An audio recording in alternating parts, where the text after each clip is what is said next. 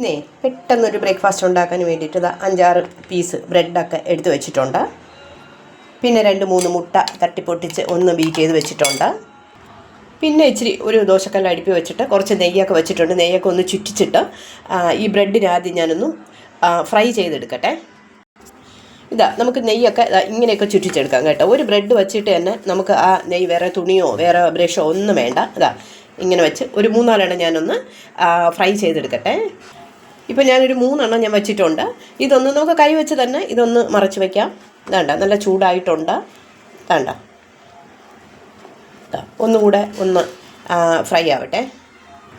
ഒരു സൈഡ് നല്ല ഫ്രൈ ആയിട്ടുണ്ട്. അപ്പോൾ ഒരു ഇച്ചിരി നെയ്യും കൂടെ വെച്ചിട്ട് ഞാൻ ഒന്നുകൂടെ ഒന്ന് മറച്ചിട്ട് ഫ്രൈ ചെയ്തെടുത്ത് മാറ്റട്ടെ. ഇതങ്ങനെ നമ്മുടെ ബ്രെഡെല്ലാം അല്പം നെയ്യ് ഒഴിച്ചിട്ട് നല്ല ഫ്രൈ ചെയ്ത് വെച്ചിട്ടുണ്ട്. നല്ല മണമുണ്ട്. ഈ ബ്രെഡിൽ നെയ്യിൽ മൊരിച്ചെടുത്തപ്പോൾ നല്ല മണമുണ്ട്. ഇനി ഈ ബീറ്റ് ചെയ്തിരിക്കുന്ന മുട്ട ഒന്ന് ഞാൻ ഇതിലോട്ടൊന്ന് ഒഴിക്കട്ടെ. ചീനിച്ചട്ടിയിലോട്ട് അല്ലെങ്കിൽ ഈ തവയിലോട്ടൊന്ന് ഞാനൊന്ന് ഒഴിക്കട്ടെ. മുട്ടയൊക്കെ ഒഴിച്ച് ഒന്ന് ചുറ്റിച്ച് വെച്ചിട്ട് ഈ നമ്മൾ ഫ്രൈ ചെയ്ത് വെച്ചിരിക്കുന്ന ബ്രെഡ് 2 പീസ് എടുത്ത് വെച്ചിട്ടുണ്ട്. ഇനി ഈ മുട്ടയെ ഞാനൊന്ന് മടക്കി എടുക്കട്ടെ. ആ ബ്രെഡിൽ മുട്ട വെച്ചൊക്കെ നല്ലവണ്ണം പൊതിഞ്ഞ് സാൻഡ്വിച്ച് പോലെ എടുത്തിട്ടുണ്ട്. ഇനി ഇതിനെ ഞാനൊരു പാത്രത്തിലോട്ടൊന്ന് മാറ്റട്ടെ.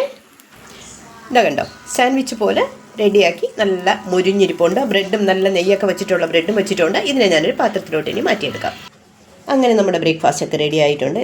2 സാൻഡ്വിച്ച്, ബ്രെഡ് സാൻഡ്വിച്ച്, എഗ്ഗും കൂടെ വെച്ചിട്ട് മുട്ട കൂടെ വെച്ചിട്ടുള്ള ഈ എഗ് സാൻഡ്വിച്ച് പോലെ ബ്രേക്ക്ഫാസ്റ്റ് റെഡിയാക്കി എടുത്തിട്ടുണ്ട്. ഓക്കെ, അപ്പോൾ നിങ്ങൾക്കും ഇങ്ങനെ ബ്രേക്ക്ഫാസ്റ്റ് പെട്ടെന്ന് വേണമെന്നുണ്ടെങ്കിൽ ഒരു 5 മിനിറ്റ് കൊണ്ട് തന്നെ നല്ല വൈറ്റമിൻസും എല്ലാം അടങ്ങിയ ഒരു ബ്രേക്ക്ഫാസ്റ്റ് ഉണ്ടാക്കിയെടുക്കാം. Okay, by.